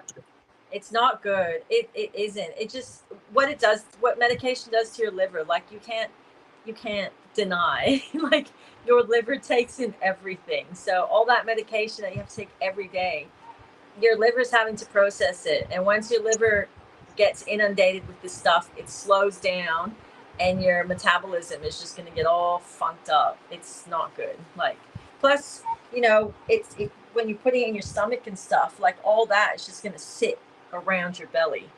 All that, what do they call it? Like a fatty liver. Like once your liver gets sick like that and becomes like in a fatty liver state, which it can from medication, it just will around your stomach is just going to get obese. It's all going to just sit there because that's where all your Yeah. organs are, and Well, they're just that's your getting cortisol. Yeah, there's the cortisol. yeah. But It does a lot of different things. Yeah, the pharmaceutical, especially women, so much on women. for It really sure, just, yeah, from our hormones to, it yeah. just starts to block our brain receptors, our pathways, our brain receptors and our pathways. It just starts to block them. And then men, I see that a lot of men that have been on pharmaceuticals, that's why they get, the man boobs. Mm-hmm. Yep. And then there's a Yeah. softness to all that fat, like just that real soft, obese kind of, weight that you Hmm. got. It's just unhealthy weight. It's not good. But your No. liver is not Mm-mm. meant to take that kind of, you know, that kind of intake. It's not meant to take that kind of intake from anything, from like even just eating the same fruit. Like if you ate 100 oranges a day, your liver would go, hey, that's too many oranges for me to process every single day. And you're probably going to get the runs or something, like your body functions when it's balanced properly. Like too much of anything is too much on your liver, your gallbladder, and the way it flushes it out and processes it and slows it down. So that everything else you're intaking is just going to get, stored away in like a garbage can, but in your body, because it's not functioning the right way. So your liver is just not meant to take that type of abuse from medication. That is not healthy whatsoever. If you can find a natural way, it's always going to be a better option. But some people have to take this stuff, I guess. I'm not a medical expert, so. No, neither one of But us are. put weight on you. But No. I am an expert at helping people on getting on plant-based medicine and teaching them how to read their body. Knows her body very well. She knows her system. I'm very thrilled to work with someone who's so in tune with her body. She gets it. Um, she feels, and then I like what she says on this one. I've been keeping it up on here for a while because she's right. There's no help. There's nowhere where a lot of these people can go for help. There's no help out there. There's no real help. There really isn't. No. There isn't. Mm-mm. I've been to doctors. I used to go all the time because I was like still getting prescribed certain medication. The very last one to come off of was Valium, like, and that would just calm and relax my nervous system, but it's not good for your liver. But I had physical things obvious in my body that were happening, and no doctor could help me. And I only had acupuncturists that were giving me any kind of like answers to my physical issues that were like everything that was manifesting physically for me. They're the only ones because they kept saying to them, because they feel a different kind of pulse and they listen to your body different. They kept telling me, your liver is excess, your liver's working hard, your liver, your gallbladder, they're not functioning. So I had this like, okay, well, it's my liver. But when I would go to the doctor, they would just go, oh, I wouldn't listen to an acupuncturist, they're just trying to take your money. But then they would go, oh, but we can't help you, we don't have the answers for you. And I'm like, but physically you can see there's something wrong. Like, what is, oh, we don't know. Like, go home and, rest, take a cup of tea, take another Valium to settle down your nerves so you're not overthinking it and stressing out your body. And, but that's what they tell you. Like, it's so bad, and you cry because you just get to this point of like, I'm in so much pain, and I just want to feel healthy again. I want to go back to the gym. I want to be able to walk and not be out of breath. I want to be able to go to work and not feel so lethargic and tired and just, but and you just want to be healthy, and doctors just go, we can't help you. Take some more tablets. I don't know. It's very sad. It's very hopeless when you're in that situation. Like, I'm Oh lucky that I yeah. started going to acupuncturists and at least having some kind of like some type of medical explanation to some degree. Like being told your liver is in excess, your liver is like not working, and it was like I didn't understand about medication when I started this journey, but I had a kind of idea, like, okay, medication can be very hard. But as I went on and my liver and the medication, it's like, oh, so I need to clean my liver out. I need to stop eating these other things that are just impacting an already sick liver. And I had to like change everything that I was doing and how I was taking care of my body to fix the issue. But it was a physical issue. But it just wasn't like where a doctor can say, oh, your liver's fat, you have a sick liver. It's not a really obvious medical explanation, but it's sick. It was like I had a lot of weight. A fatty liver, you hold a lot of weight in your stomach area. So like I'm taller and supposed to be skinny, so I still have skinny arms and legs. But I was just holding all this weight. It was all my stomach. It was just so painful and bloated, and just wasn't functioning properly. Didn't feel good. Was making me feel like to where I didn't want to get out of bed because I'm so like like I'm like I need to be dead. I'm so tired. Like this is. But when your liver is functioning at that level, it actually can make you feel like practical death. Like it's makes you feel really, really, really sick. But you carry a lot of weight in your midsection, and that's what's called a fatty liver, and it's dangerous. It can actually be very dangerous for someone. Like it can actually be dangerous to where it can be like deathly because it makes you so sick once it gets to these levels. Well, it goes But into then cirrhosis, I believe. what's that? It goes into cirrhosis. Yeah, yeah. And that's when the doctors will pick up on it. Once your eyes start turning yellow or your skin starts turning and they can see actual spots or things, then they go, oh, okay, that doesn't look good. But by the time it gets to that, you only have one liver.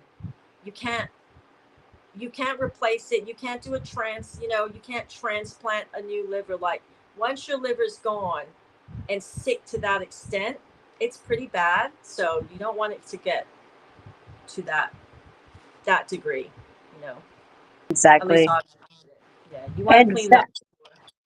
And fatty liver happens with pharmaceuticals, diet, and alcohol. Those are the three Alcohol. things that, yeah. And I'm sure there's other things that can lead to fatty liver. Um, Very bad oils, very bad frying oils will Foods. impact fatty Mhm. liver, Yep. because oil is not meant to be brought up to these temperatures that we use them for in frying. Be very Yep. careful with what oil you are bringing to a high heat, because it's not the oil, it's the toxins that come out of the oil when the temperature is raised to these levels. And those toxins go into your body and it affects your liver. So be careful with seed Yep. oils, not to be brought to a high heat. There are other Well, alternatives they're that not. Butter is a much better alternative. Mhm. I think butter is, and you also have tallow butter out there. That's good. Um, yeah, diet is probably, what. diet and alcohol is what I think causes most of the cirrhosis of the liver or fatty liver here in America.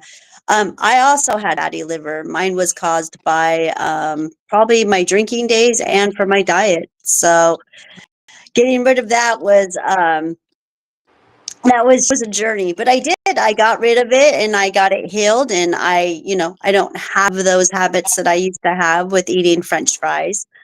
I haven't had a French French fry fries are the in worst. forever. French So, fries are poison, apparently. Don't touch French fries. Even the only French fries you can touch are when it's the potato has been in whole and chopped down by you yourself and you witnessed it. Not even the ones that you buy at the supermarket that say 100%. None of that.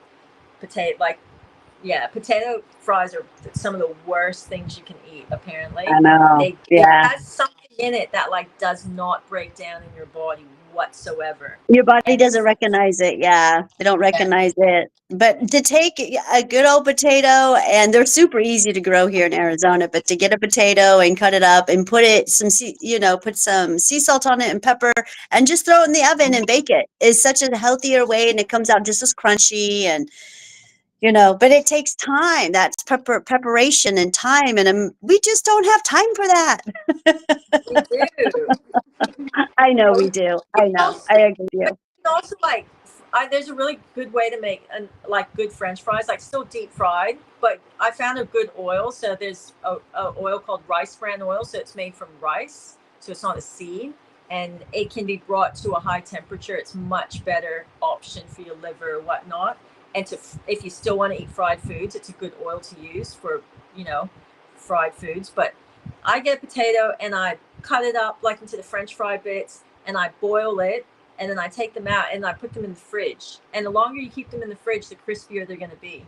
And you can do Oh, that. And just put them in the fridge, and then when you're going to fry them up, you take them out of the fridge for dinner and you do the oil and you just throw them in.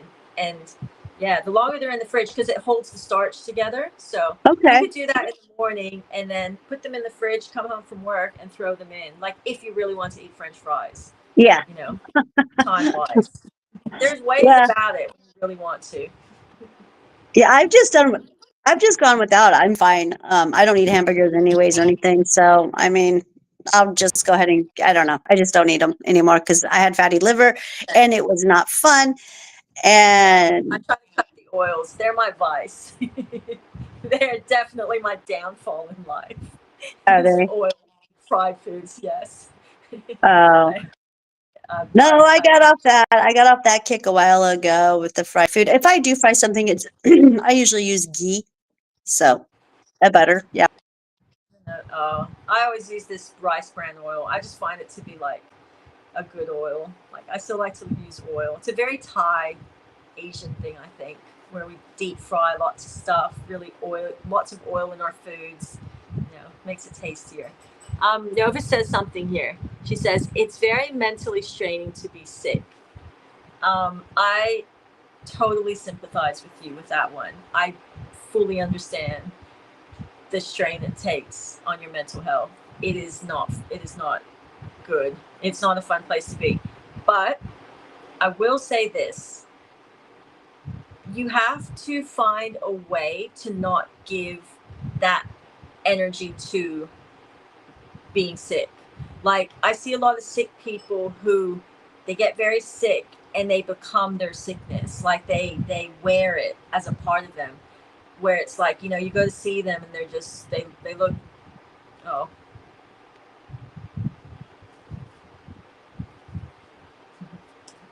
the connection is gone. Oh, there you are. Is it Yeah, working? I no, no, yeah, I could hear you from over here, but then I lost connection here. So, but I heard you from, I could hear what you were kind of saying from because I turned on my computer over here.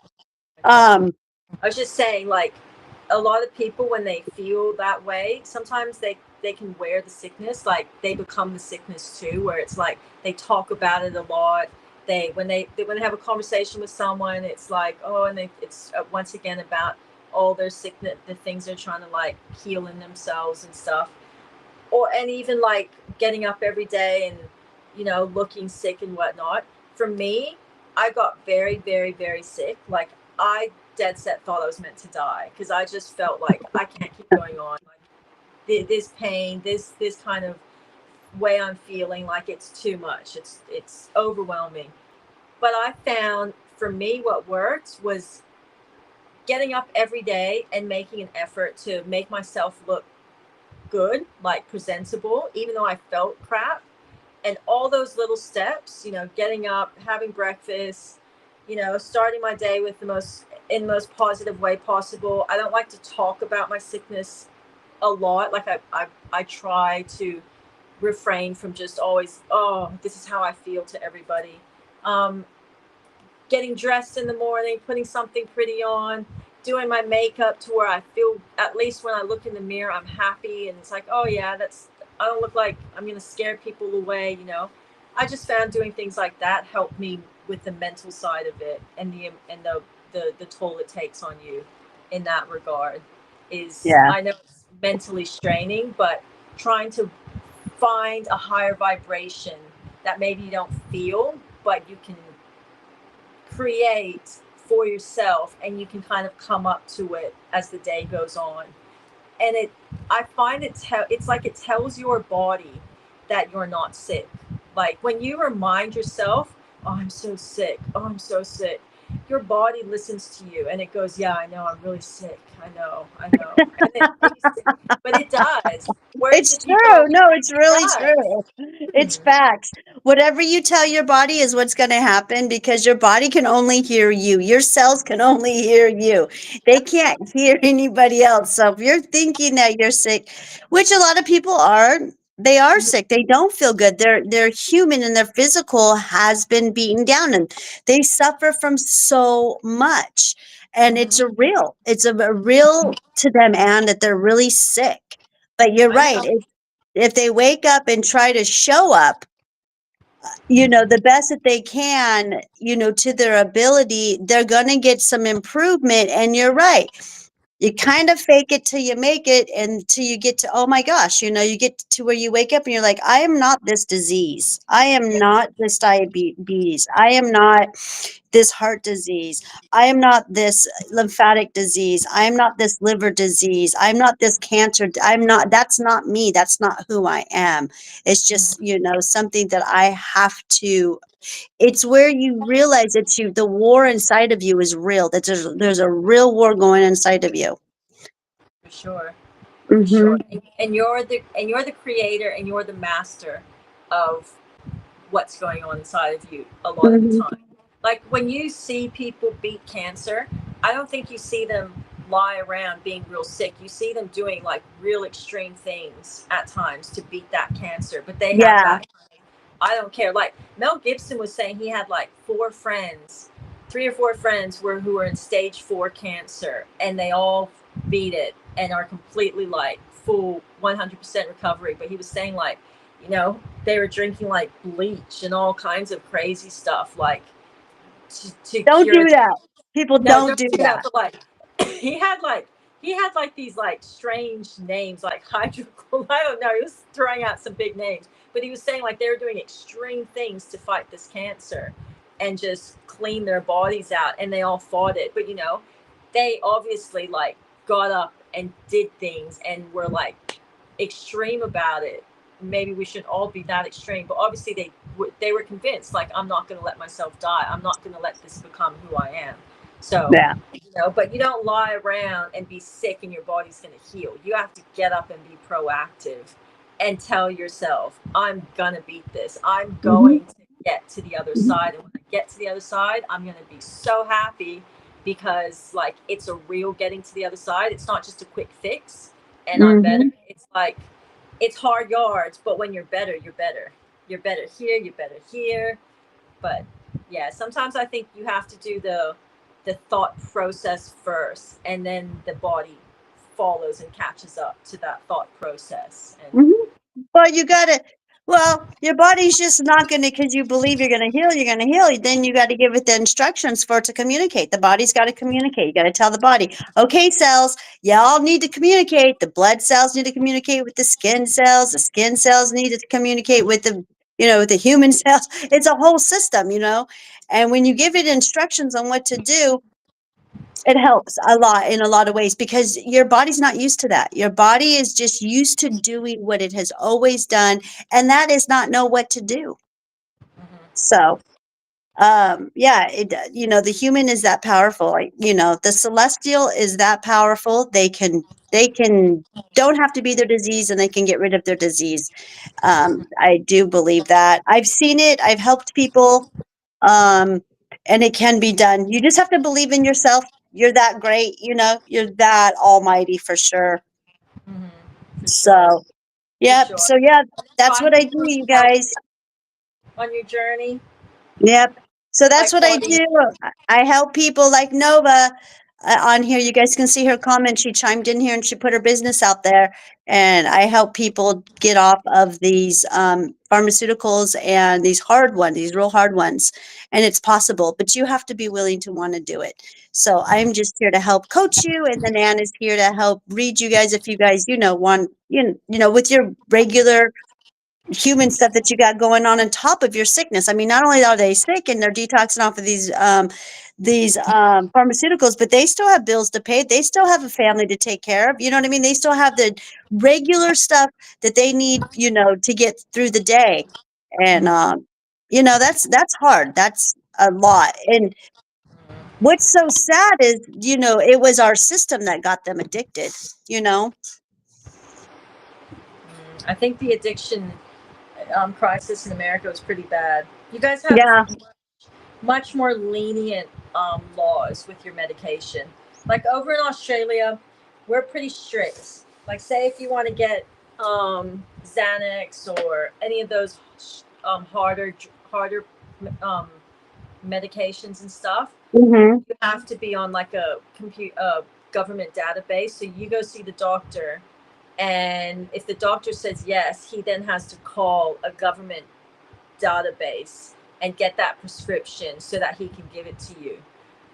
So that is so that you can't go doctor hopping, because what was happening in the past with these medications is people were going and seeing one doctor, and then they would finish maybe 3 month um, prescription in like 2 weeks or a month, and they would need more because it's very addictive. So then they would go see another doctor, and they would get maybe 3 4 prescriptions from different doctors, and they would just doctor, they call it doctor hopping.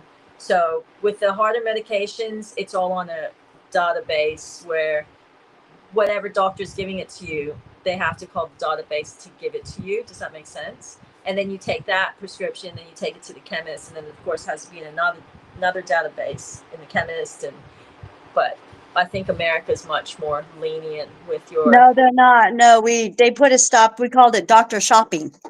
Oh, okay. So it's the And same. you could get in trouble for that. Yeah, they do. They Okay. got a database here. And then what they did was they stopped, I believe, when they gave people their pain pills, which would be, different types of Mm-hmm. opiates, synthetic opiates.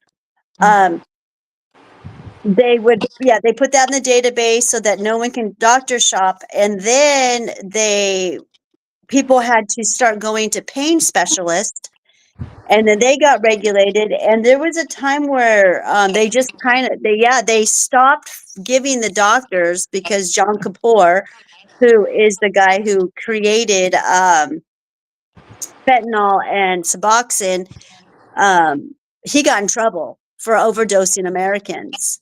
Okay. Yeah, Ooh. he got prosecuted. He got 2 years. And then after that, a bunch of laws came out, and a lot of people got just cut off from their opiates. And you really can't, it's not a very safe way of getting people off of pharmaceuticals. I don't suggest to anyone to just jump off, but people No. do.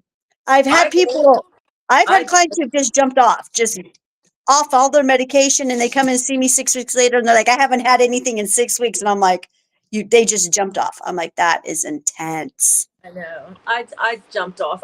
With my oxys. Everything I went. I just stopped. But Yeah. it was hard. Like I remember coming off Lyrica. It took a good 6 to 9 months to get it out of my system, and that whole entire time I had super bad depression, like crazy, crazy depression. And it was probably because my intestinal valve was like shut, but like I didn't know that physically. But apparently I went and had to read all the side effects, and one of the side effects was suicide from people coming off Lyrica cold turkey.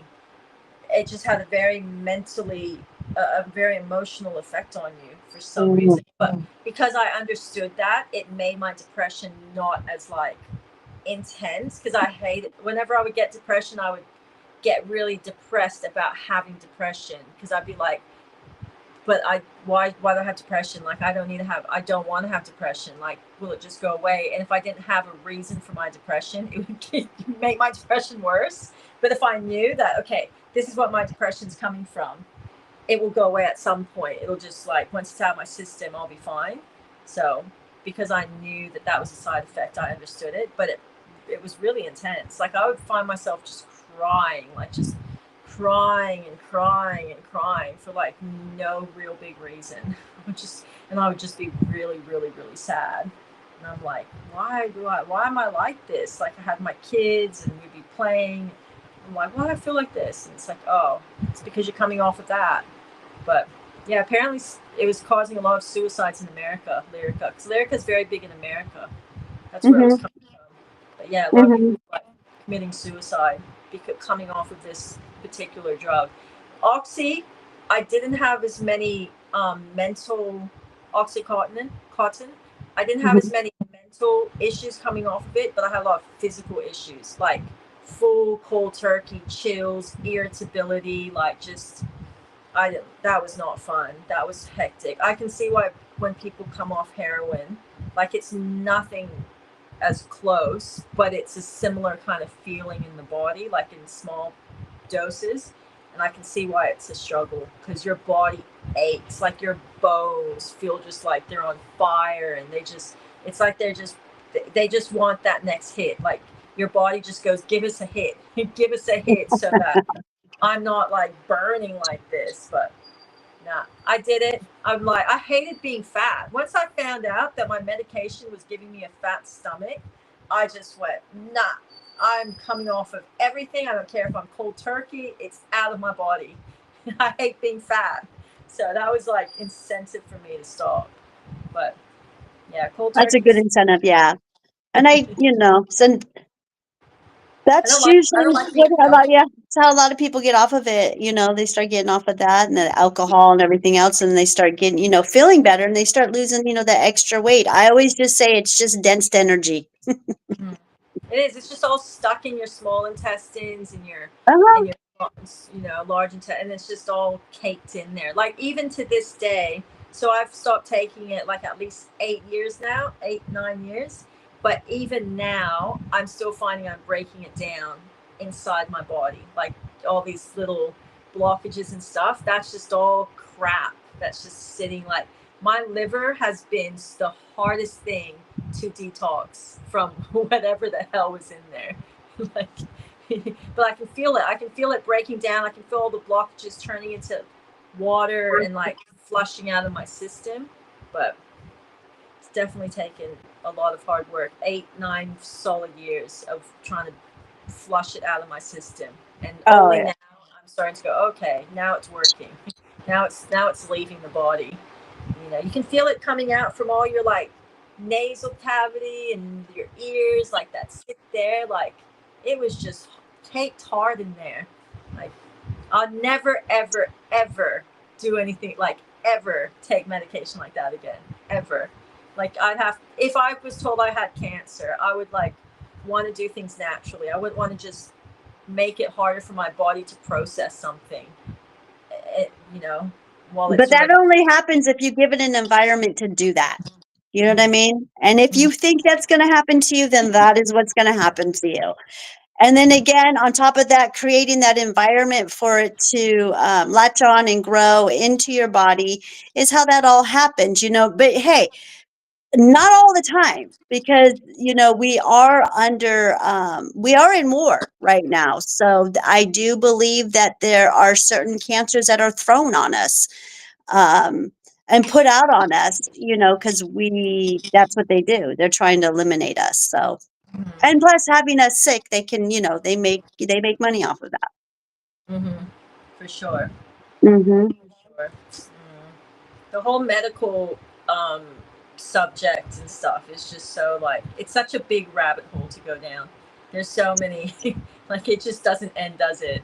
When you really No, start getting into the whole, especially with modern medicine. I'm not.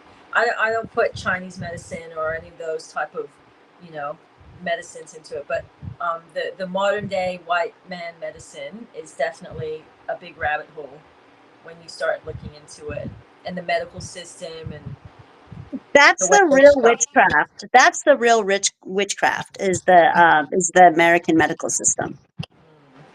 I just truly believe that they've created a system and an environment to make us sick from the second we come into this world for the most part, like unless you're living on some tropical island where you're just Yeah, complete, but if you're born in the big cities, you're just yeah you're targeted straight away because as soon as you can start putting food into your belly and smelling things and you know they can just put so many toxins around you that will penetrate your body to like make you sick.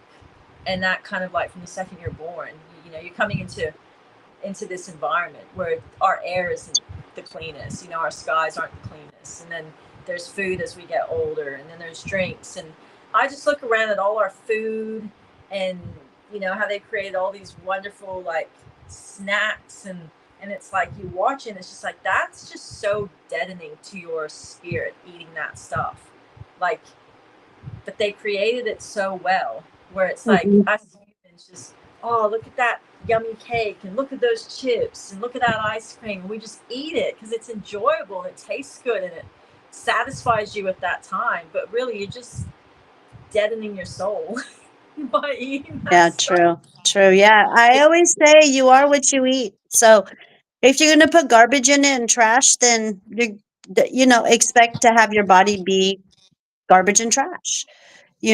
It's just kind of how it goes.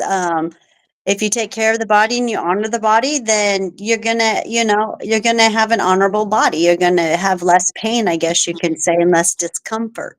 you're gonna have a higher immune system when you're not putting all that crap like sugar, just sugar. It's and there's sugars in everything. Like there's hidden Oh, sugars it's in in so many everything, things.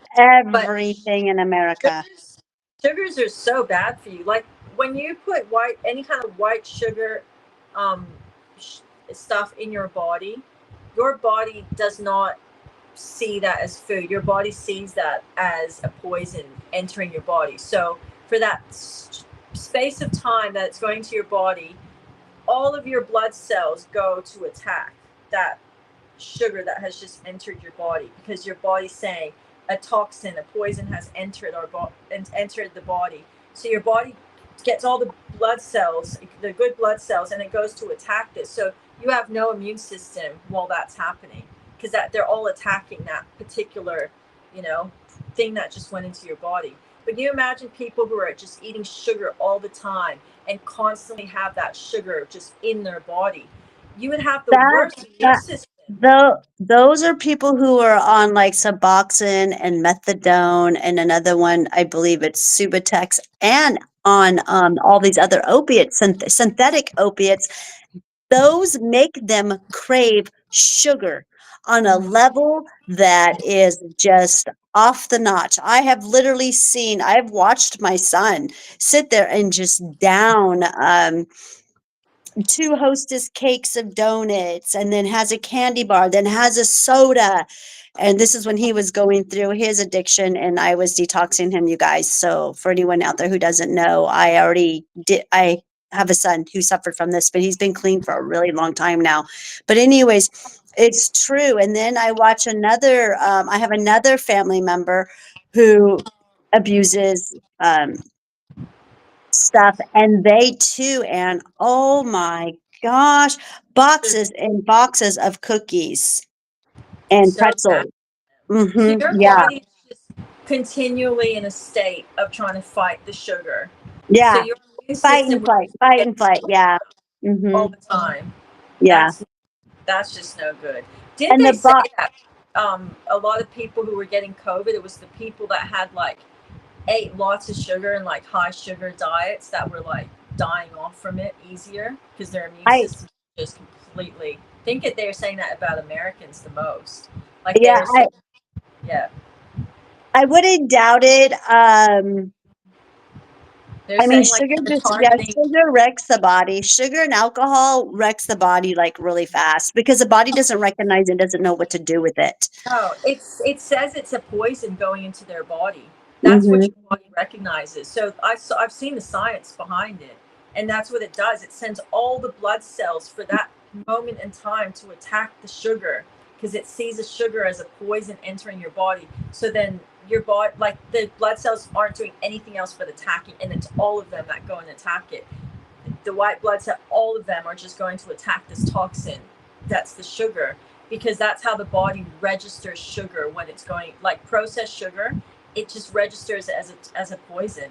Like it's it goes alert and it just that's what it does. So it just Have that's you? why yeah people who eat lots of sugar have really low immune systems because you know Yeah.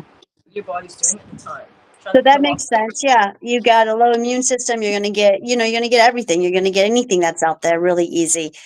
Did Yeah. you know that there's a study out there? This is a real thing and that it is on YouTube and it is all over the place that when you give a body a brain, when you give a person sugar, their brain lights up like if they were doing heroin.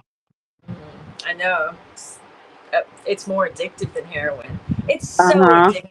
Sugar is so addictive. Like I don't like sugar. I don't. I'm lucky because I don't actually like the taste of it per se. But when it enters my like, if I drink a can of Coke, it's like drinking a cup of coffee for me. Like my brain just goes and I get heaps of energy and I'll just get really happy at work. Like I just feel like I can do everything and I'm heaps happier and stuff. And Hmm. that's just because I don't have a lot of sugar. So when it enters me, I really feel the sugar high. But and I see it in children too. They have that sugar and they just go, They get the sugar high, yeah. Yeah. oh my god, it's like an entity. And then once it's gone, they have the biggest come downs and they just temper tantrum and rah, like, and it's just them coming off of that sugar. Oh yeah.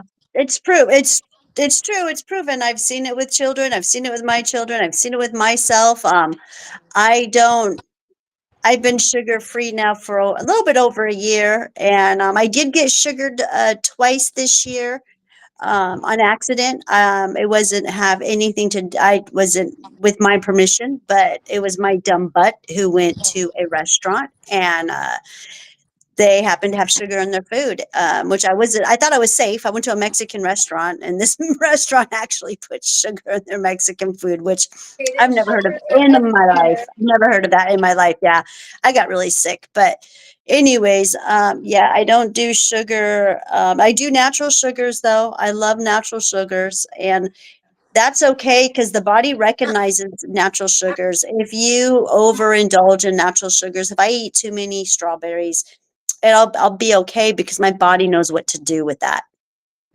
Exactly. And you can, I like to eat oats and I can't put sugar in it, but I got this one agave, which is really, really good sugar. And you can just pour tons of it in your food. And Agave? Is it agave?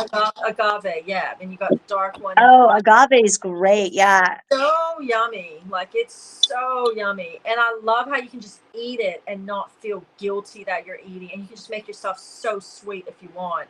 But it's not a sickening sweet. But it's so yum. But like, yeah, if you want sweet things, just get Mhm. natural sugars. Way Oh better. yeah, they're great. We got agave, that comes from a plant, and we've got maple syrup, which comes from Mm-hmm. maples. We've Yeah. got we've got honey. We've Mm-hmm. another one. Some people like stevia. Stevia is a plant too, but stevia is Yeah. kind of a funny sweetener, Mm, yeah, it is. I like agave. That's probably my favorite. I just Yeah, love I how do. it's Yeah, that is good. That is really good. But yeah, if you eliminate sugars from your diet, you will literally feel some kind of way within the first week. To me, it was a very spiritual experience that I went through. And I love the way that I feel not being sugar free. Mm. So yeah, and it's helped me. It's kept me. I mean, I think because when I went sugar free is what kicked in the stuff that had to kick in that happened to me this past year, 2024, with my illnesses and then overcoming them, you know. It was like not having sugars like triggered something and it triggered, you know what I mean? It triggered my system in ways that I wasn't expecting. Yeah. Well, And it is some kind of drug inside you. So once all that, oh my gosh, it's such a drug. Yeah. And yeah, again, it's in everything. It is in definitely everything. Hmm. it is.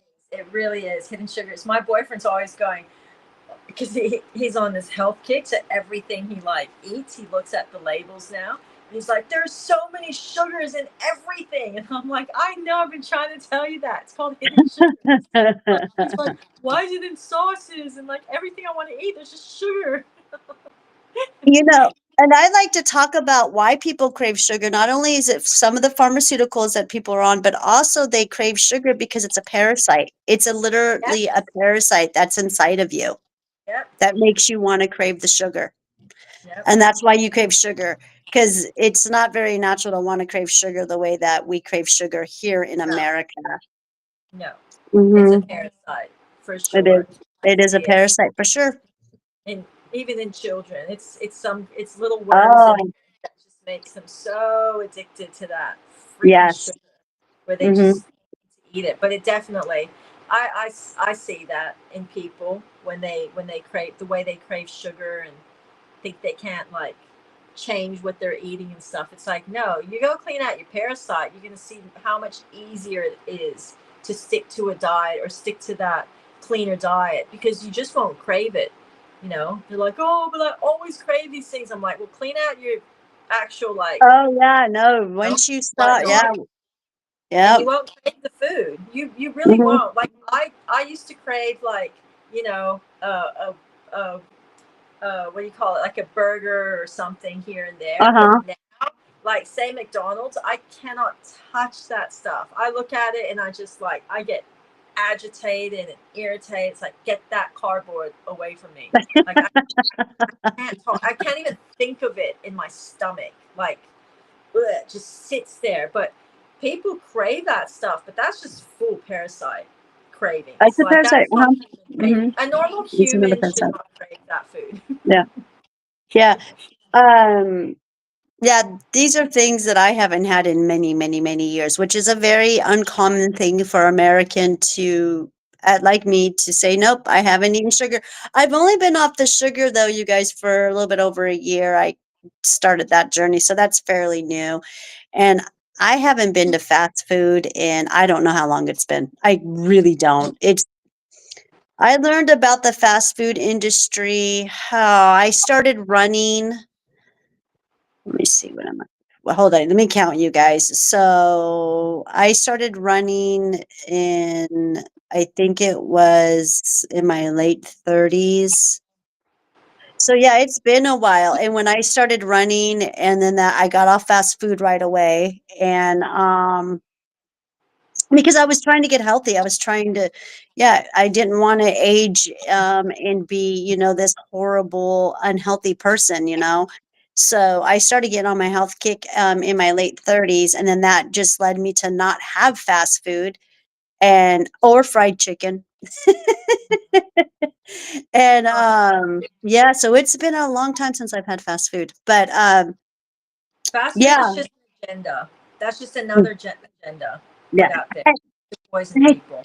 think I had it in. I remember having it a few. I mean, I did have it once, like 10 years ago, and I had been like 2, 3, or 4 years. God, I don't even know the timeline is on this. It's been like 15 years since I've eaten fast food.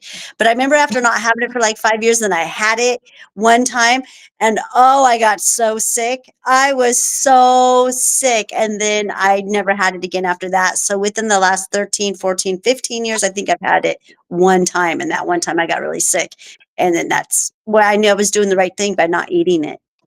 But I still went to restaurants. So I go to restaurants every now and then. Right now, as of today, I only go to certain restaurants, and those restaurants, I know what they serve. I know where they get their food from because I know the owners and I talk to them. Of course So, you do. well, I support them. I'm not going to go. No, I'm not going to go in a restaurant here in America. I don't know, I don't know where they get their food from. What if it's shrimp? What if they get what No. if they have shrimp Sure. tacos? What if they have shrimp burritos? What if they have, you know, a shrimp stir fry? Um, and the shrimp is from the where it's farm shrimp. I know what they're putting into those. They're not putting anything good in those farm shrimp. Uh, yeah, farms that they have for the shrimp. That shrimp is really bad. So. Mm. I know. I've ever since you told me that, whenever we buy seafood now, I'm always like asking, is it farmed or is it from the ocean? Well, And I it want, makes it yeah, it makes a I big want, difference. yeah, and I won't any raw seafood now, like any raw shrimp and stuff, because I've seen that like they're just full of parasites. It's really sad. Mhm. It's But gross. It's so gross. I know, because it is yummy, but after seeing all that stuff, I'm like, okay, I'm not. I eat a lot of salmon, but I do cook my salmon when I eat it. But I'm Mhm. always like eating papaya seeds and pumpkin seeds and Well, my little capsules for. yeah. So I feel like at least I'm cleaning out like those basic um, parasites that Uh-huh. enter through that kind of stuff. Mhm. But The normal ones, yeah, the ones that we're normally used. These are the ones we're supposed to be fighting off to, to yeah, have the good and the bad. yeah, Yeah. like we're not supposed to stop eating Yeah. fish because it might carry Exactly. parasites, but I keep clean and I eat my fish. I just And do not then like I don't like the thought of parasites in my body on any yeah, degree. I don't like it. It makes me it's feel very uncomfortable. right. Mm, Um Now I feel like your seafood there and your meat and your food in Australia is not as poisonous as ours. I just don't I think feel like so. your No. guys. Yeah. We have much more sea life here. We have much Yeah. more access to ocean and natural stuff, but we still get farm stuff. I do see we were getting these oysters that we were eating fresh, not cooked, and they were coming from farms. And I've just said, Mm. no, I'm not eating that anymore Yeah. because Yeah. Yeah. Yeah. farmed plus it's, raw. So, don't know. Anything farmed, I'm just not a fan of. Stay away from it if Yeah. it's not fresh from the ocean. Yeah, I don't think it's very good at all. I do have a client who works at Costco. Costco's a really big store out here. It's employee owned, and a lot of people go there, and you have to be a member, and da da da da. And they have these really great seafood and meat specials and stuff. But he works in the meat department. He told me the truth of what goes on there. Only imagine. Yeah. And I'm like, yeah, I won't be touching that anymore. And I do spread the word, but I don't, I can't say his name or do anything like that because, he does work there still. So Of course. he's not ready to be a whistleblower yet. Imagine all the horror stories you find out once people can talk and oh boy, hear all the inside, what goes on behind the scenes. Oh, I know. Those are the like the best people to talk to are the ones who live it, do it, see it, they're in it. I love the whistleblowers. I mean, and gosh, I have to give so many kudos and so many, bravo to them for, telling the truth and jeopardizing their job and everything that they do. But whistleblowers they're very important. They're extremely important. And they have been important, especially these last 5 years with, so many, trying to expose what they're trying to expose, like me and you and I should say, you and I, we're trying to expose all of these companies, like we're exposing the farmed seafood companies right now, Mm-hmm. and pharmaceutical companies and all that stuff. So Mm-hmm. yeah, It's we're all doing the work. trying and fast food. But if you don't know that fast food is not good for you, then that's a bit behind with that one. Fast food has just been created to kill and make people sick. Yeah. there is no there's no nutritional value they are offering you. None. If you And I just don't think people care. The people who go there and they eat that, they just don't care. The parents And aren't I know necessarily that. over there I've heard buying. them tell me that. Yeah, I've had them tell me. I had this one client. I know you know who I'm talking about, and she she's kind of been a, kind of a pest in my life. But anyway, she reappears, and this last time when she reappeared this last year in my life, she's gained, I'd say at least 100 pounds. Oh my god. Hmm. Really? Yeah.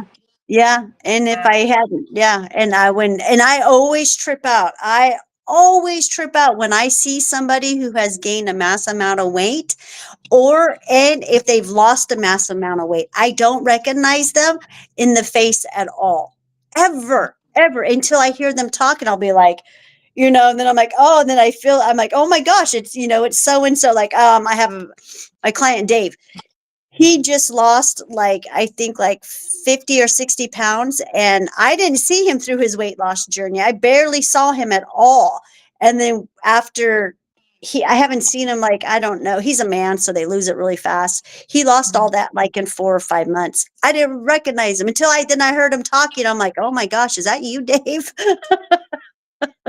That's crazy. I know, it's so funny. But I have this Crazy. experience with people like that who they gain too much weight too fast or they lose it too fast. I just can't recognize them. Not, But it's not good for them either. There's something not right if that's happening. Your body shouldn't like gain too fast or lose too fast. oh When that yeah, happens, no. They should. it does No, start his looking. wife, yeah, his wife passed away and then he was just really hyper focused on, Oh, getting fit. So, yeah. Yeah. He did it in a good way, but now he's lost too much weight. And so yeah, it's interesting to watch, my clients go through all these different, things that they go through. But hey, I'd rather be too thin than, that's a I'd good rather be problem to too thin than too. Yeah, I'd rather be too thin than too fat. have, I'm not right? into overweight. Overweight's just too hard. I look at people who are overweight and I just feel tired when I watch them. Like just all that extra weight on your knee joints and your hips and just every part of your body. Like your Oh, actual bone indeed. structure doesn't get fat. It's still the same bone structure, but you just whoa, so much. Indeed. Well, think about it. I remember, I've had 5 children. I've had 5 pregnancies, and um, most of my pregnancies, besides my first one, but I don't know. That was funny. I was 18 when I had my first one, so I didn't gain anything. I think I gained like 14, 16 pounds. Nobody told me I was supposed to eat. I was 18. I had no clue. I was just a kid. But after that, my other 4 pregnancies, I gained, my second one, a proper 35 pounds, which is Yeah, normal. But with my yeah. last 3, no, no, no, no, no, no. I gained over, with each one of them, I probably gained close to anywhere between 60 to 80 Oh pounds. wow. And I know, oh, that's a lot of weight. I remember being in my last trimester with all 3 of them, thinking to myself, how do fat people do it? I don't get. I couldn't see my feet. I couldn't see my feet. Mm-hmm. I couldn't breathe. Mm-hmm. So yeah, I mean, I guess they just I remember when my son, I have one of my sons who's, he's battled a weight issue. He's very Viking, he's very Norwegian. He loves his meat and potatoes and his bread, and he's just, a full on, has that Viking spirit and those that man built. He's not one who will ever be skinny. He's a big, big, big man. He's a big bone and everything, but he has to watch his weight all the time. He has to work out. And I told him that when he was little. I was like, it's just the way of it. You will always probably have to work out and count your calories. Mm-hmm. And he does. He sure does. And he got so fat. He's been so fat that he wouldn't want to get out of bed. He got depressed. Like, it's been such a battle with him. But now he's found a medium happy, because he's come to the conclusion that he's always going to be a big, burly, girthy, healthy man. But he's learned that certain foods, increase it. So, Hmm. I wonder if yeah. he like has a liver that doesn't function very well. That's what causes the depression too. But plus, people have different have different metabolisms and stuff. So, Oh yeah. And you come but like, like, yeah, and where you come from, where your DNA is from. I mean, if you look at Norwegian people, you look at, they're not, those men are not no, tiny. They are no, and lumberjacks. they're tall, so your They're straight body's up. gonna naturally hang on to weight Yeah. to you know, because Yes. of your size. So yeah, we're I all think built. and in their DNA, they literally crave potato because of where their DNA originated from. He loves to have a good baked potato, and a steak and, his vegetables. He does like vegetables. So that is a good thing for him. So, but yeah, I mean, I'm just happy that my son who came to this conclusion that he, could be a very large person easily if he allowed himself, has come to the conclusion that letting food be his medicine and he's able to control his weight. But he's not skinny. And he knows he'll never be a skinny dude. But Mhm. that's okay. That's He's okay. healthy. Hmm. Yeah, that's Yeah, okay. yep, that's okay. We're Um, not all but skinny and small. Like some of us are no, bigger people. yep, So, not but yep, when it's like when it's fat, like when you can tell a big person to just someone who eats really crap food and is just obesely fat. Like there's a difference, and when they continue to, put that food and choose those habits and stuff. Like I'm talking about those kinds of people. I just look at yeah. them. I don't know how they do it. I don't know how you get up in the morning and find that will to like get up and walk around. Like just everything about it. They don't love themselves. That's all. They don't love themselves. The issues, I would say, depression for sure. Yeah, for sure. Then you're just gonna get But more depression because your liver's functioning so slow because it's like, you know, reached a state of where it's not processing anything, and that's just going to affect your emotional well-being too. So, exactly, exactly. however you treat your gut is also going to affect your up here. So that's something. Oh yeah, the gut. Yeah, your gut is your first brain. I do believe that your gut is your first brain, and this is or the second brain, the third brain. Well, that's what the indigenous say. 1, 2, 3, out. A lot of people say one, that like 1, 2, but I always say one.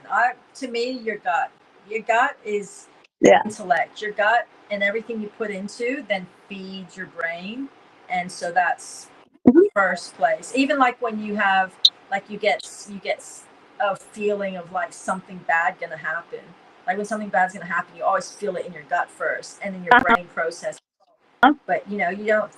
Mhm. Yeah. So I always think the gut. Take Yep. care of the gut and do everything right by the gut, and then the mind will follow suit to how you're treating Hmm. your gut first. But Indeed, all diseases come from the colon and the gut first. Always, that's where all diseases start, and I know that is scientifically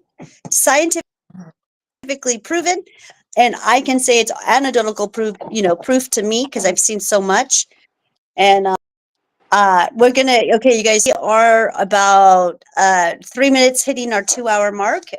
We did start late again. Sorry for that. It's just the technical issues. Just stay with us. I'm sure you guys are getting alerted when we're coming on here. So please like and share and comment so that way we know you guys are here and watching us.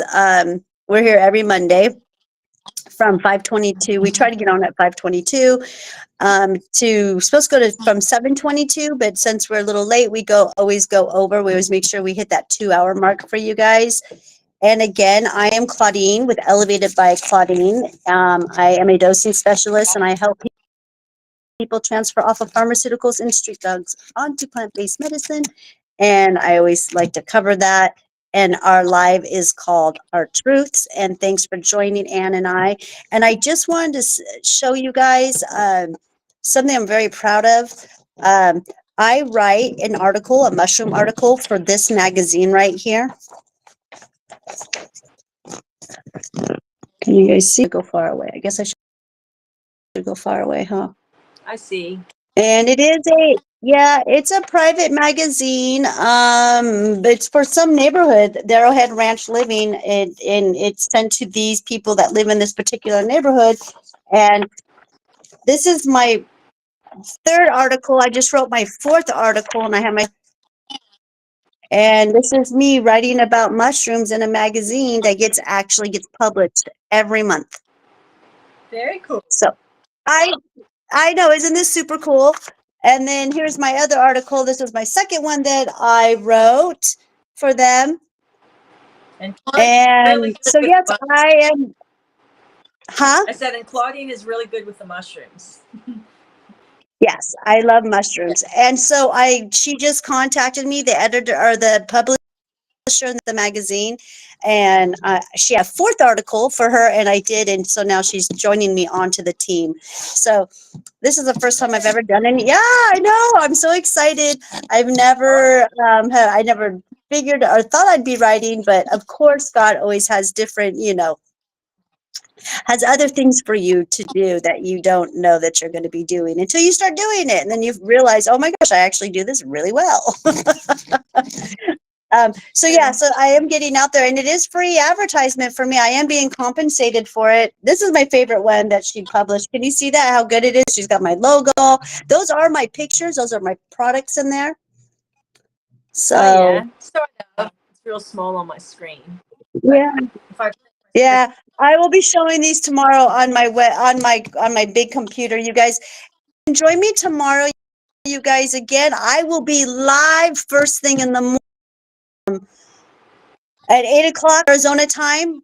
I will be on from 8 to 10 with Julie, and that is the spiritual show that flows, and we talk about anything and everything that's quantum energy. So that's a really fun too. So you've got me back to back. So I'm on the in your face on social media Mondays and Tuesdays. So um yep. So and I also have my mushroom club, you guys, this Friday. So any of you guys that are here in Phoenix, Arizona, or Glendale, Arizona, or Scottsdale, wherever you are in Maricopa County, or even in another county, and you want to drive here, you can. I have my mushroom club this coming Friday from 6 to 9. Again, go to my website, elevatebyclaudine.com, and it is all there.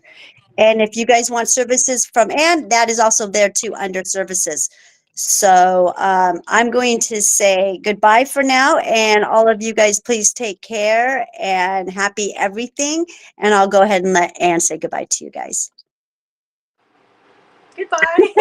Bye. She has all this to say. Then when it's time to say goodbye, she's just like, bye. I don't like it to be about me. Yes. So thanks again, you guys. Thanks for coming in, and I'll see you guys tomorrow morning if you guys want to see my face. Lovely. Bye Thanks, bye. Thank Claudine. you. Bye. See everybody. I have, and I'll see you, and I'll talk to you later. Bye bye.